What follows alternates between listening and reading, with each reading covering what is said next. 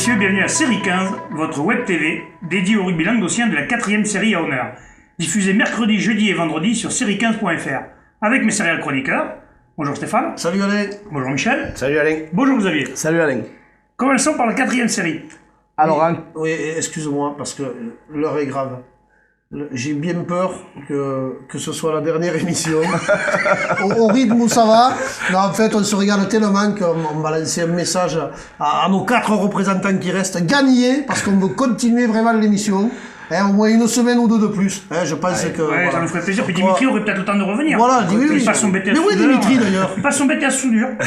En candidat libre. D'accord. Et il a des chances de l'avoir ou... Normalement, il devrait réussir, mais c'est pas sûr. Allez Xavier, commençons par la 4e série. Alors, un 8e de finale de 4e série, Saint-Jean-de-Védas affrontera le Saint-Vallier sportif. C'est le champion de Dromardèche. Le match se jouera à Valréas à 14h. Donc, Saint-Jean-de-Védas avait gagné son 16e de finale contre Boulogne-sur-Gesse sur le score de 18-7. Et Saint-Vallier avait gagné son 16e de finale contre Mons, un club provençal, 9-8. On leur souhaite bonne chance à Saint-Jean-de-Védas. À mon avis, ils sont favoris encore sur ce tour. Avec ce qu'ils nous montrent depuis le début de la saison. Ouais, on pense qu'ils devraient passer. Ils devraient passer ce tour. Grâce à eux, on continue l'émission. Allez, c'est Saint-Jean-de-Védas. Oui, Saint-Jean-de-Védas, c'est Montpellier. Série 15 spéciale Saint-Jean-de-Védas. C'est grâce à eux qu'il est devenu riche, à force de mettre des pièces sur cette équipe. Ah oui, c'est nos valeurs sûres, c'est les seuls qui nous font gagner. Allez, passons à la 3e série, Michel. Alors, en 3e série, l'UNCA sera opposé au REC Varassieux, premier des Alpes. Donc, ça se jouera à Pont-Saint-Esprit à 13h30. Donc cette équipe de Varassieux, maintenant on va s'en méfier quand même, parce qu'on pensait ce comité un peu en dessous et on s'est aperçu quand même qu'au tour suivant, il y a 2 équipes qui ont été éliminées. Moi je pense quand même que l'UNCA a des arguments à faire valoir. S'ils décident de continuer à faire du jeu, pour moi c'est vraiment leur salut et pour les avoir vus jouer en finale, vraiment, ils ont les moyens, quoi. Ils ont vraiment des 3 quarts qui sont capables de faire la différence, même si c'est vrai qu'ils ont perdu leur buteur providentiel de Fabien Mastelica. Moi, je les vois bien passer quand même contre cette équipe. Et puis le moral, quoi. Ils avaient perdu 2 fois contre Villeneuve-la-Conta, ils les tapent en finale.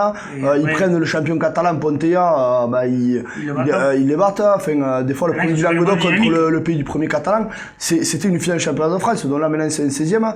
Quand tu rentres dans la compète en battant le premier du Roussillon, tu es bien rentré.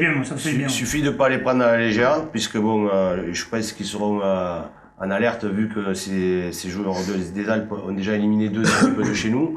Donc ils les prendront pas à la légère certainement. Et, on leur souhaite d'aller le plus loin possible. Ils passeront 2 sur 2. Donc voilà, 2 sur 2.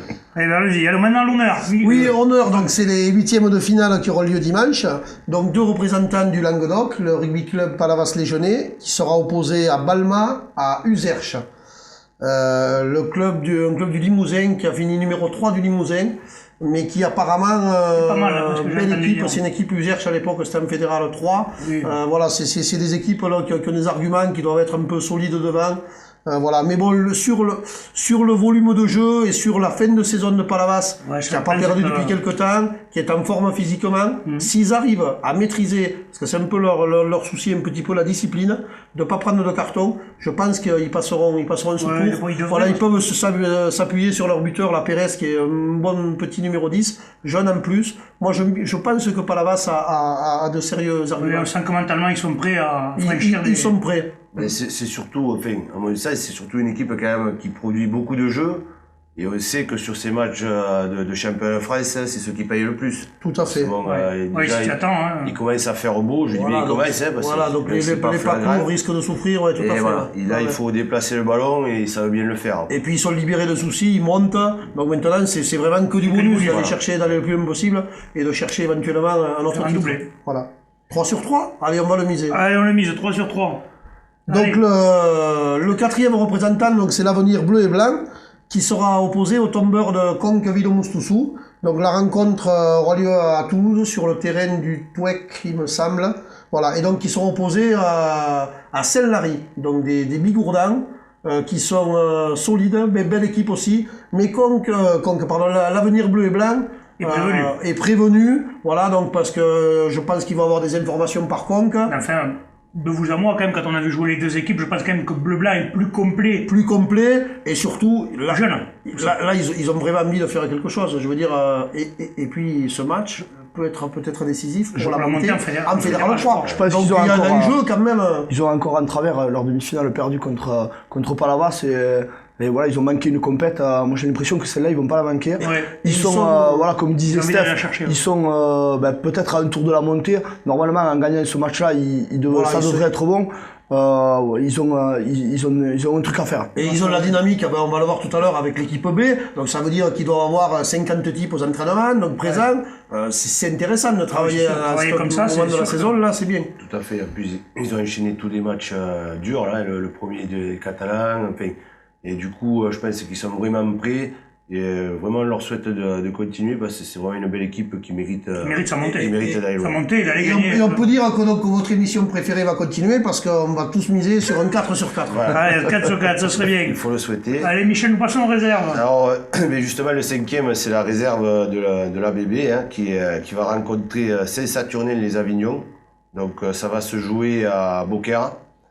Donc cette équipe Saint-Saturnin qui est un peu sauvée des eaux, quoi. Là, ils ont gagné leur premier match après prolongation au tir au but. Hein, il avait fait 30-30 à la fin.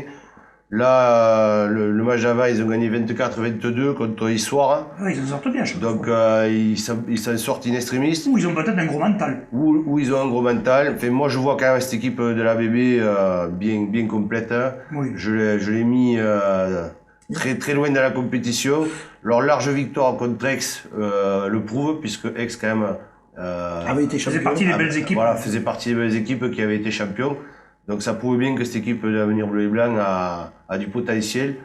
Elle aussi fait beaucoup de jeux et je pense que ça va payer pour la suite. Ils vont pas jouer en ouverture là, ils étaient habitués aussi de jouer 2 fois en ouverture, le public et tout, peut-être qu'il y aura un peu moins de monde. C'est la première fois où ils vont être séparés, c'est clair que ça va être un peu plus compliqué à gérer certainement. Déjà au niveau du public, parce qu'ils vont certainement être moins suivis que sur les autres matchs. Surtout que Saint-Saturnin n'a pas l'équipe 1 qualifiée, donc ils vont risquer d'avoir du monde qui les suit. Alors, voilà, au niveau des supporters, hein, après au niveau des joueurs, au niveau des joueurs, il y a limite d'image. Il y a limite de matchs à jouer, donc mais bon, ce qu'on retiendra quand même, c'est que sur les équipes qui vont loin, c'est toujours les équipes qui produisent du jeu, qui déplacent le ballon. Et les petits jeux à un petit périmètre ont coûté cher aux autres équipes, ainsi que les fautes de discipline, parce qu'on s'aperçoit quand même qu'on avait beaucoup d'équipes qui avaient du potentiel, qui auraient pu aller loin, et avec les résumés qu'on a fait il y a 2 jours, là, on s'aperçoit qu'on perd sur de l'indiscipline, hein, beaucoup de cartons rouges, cartons jaunes. Alors peut-être qu'il faudrait que dans notre championnat, on se discipline un peu plus, ou on n'est pas assez puni sévèrement. Ou on est puni trop sévèrement. Ou trop, je sais pas. Peut-être nous punit un peu, peut-être. Ou notre réputation nous poursuit, et les arbitres, des fois, s'ils peuvent nous le mettre, ils nous le mettent. Parce que bon, sur les matchs dont tu parlais, il y a eu des scores serrés, quand même, malgré de l'infériorité numérique, il n'y a pas eu de carton, quoi. Je veux dire, ça s'est joué à quelques points. Donc, le niveau sportif, il y est. Après, voilà, il y a un manque de maîtrise peut-être, mais il y a peut-être aussi, comme dit Xavier, voilà, une réputation qui suit, les arbitres qui... Voilà, donc on n'a pas droit à la moindre incartade, bing, ça tombe. Donc voilà. Juste pour en revenir à ce que tu dis là, j'ai l'impression que notre niveau sportif il est largement en baisse. On parlait du comité des Alpes qui est faible là, et en fait c'est peut-être nous qui baissons. Et la satisfaction, bon, pour parler de ça, moi l'honneur me fait plaisir, honnêtement, parce qu'il y a 2 clubs, il y aurait pu en avoir 3. Oui. C'est bien, l'année dernière il n'y en avait pas, quoi. Ça doit faire plus de 10 ans qu'il n'y a pas eu de club d'honneur à ce niveau. Donc là, il y a les basses séries sont représentées, 4e, 3e, et l'honneur. Je pense que le creux il est au milieu maintenant. Voilà. Allez, maintenant nous allons passer aux jeunes. Xavier. Alors en jeune, la finale du Goderman cadet qui se jouera ce dimanche à Sijan, elle opposera Montpellier au stade toulousain. On connaît pas trop le rugby des jeunes, mais quand tu prends le stade toulousain en finale, c'est compliqué de gagner, mais bon. Ça va être compliqué. Montpellier fait une super tour. On sait que les jeunes Montpellier tournent bien. Les champions d'espoir, ils sont en finale, ils avaient 2 équipes en demi, les Cravos ont perdu en demi. Ils font une sacrée saison, Montpellier, à tous les niveaux dans le club cette année. Je ferai pas de pronostic parce que je suis pas assez calé sur le rugby des jeunes. Moi, pour être un peu plus près des jeunes, hein, bon, même si Goderman, je connais un peu moins, mais c'est clair que c'est pas étonnant de retrouver ces deux équipes en finale. Hein. On sait que Toulouse a une école de rugby qui tourne depuis très longtemps, un système de jeu jusqu'au senior hein, qu'on connaît bien. Et Montpellier, ben, c'est le club qui monte, hein, que ce soit au niveau des seniors, mais aussi au niveau de l'école de rugby.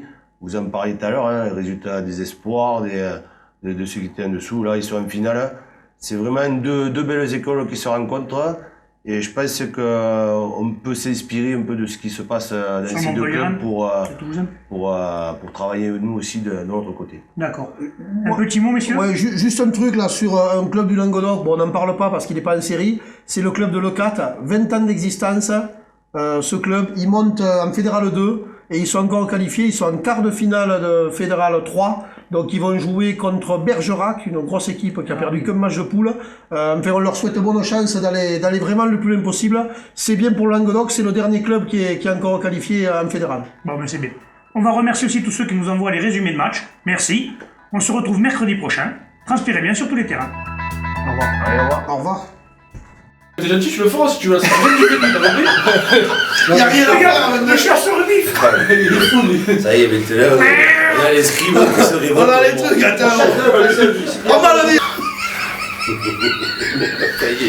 On a perdu le présentateur. Ça y est, tu le recolles. Les deux en rose, ça va, c'est bon. Après, et j'ai oublié de remercier Avec les crânes.